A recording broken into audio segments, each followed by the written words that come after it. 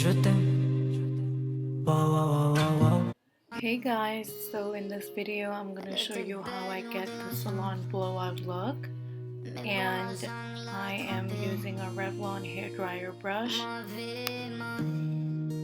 First off, I start out with my bangs. I blow dry it away from my face in high heat.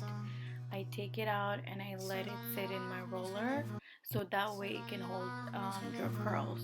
You can do it from 15 minutes to an hour, but in this video I did for 15 minutes.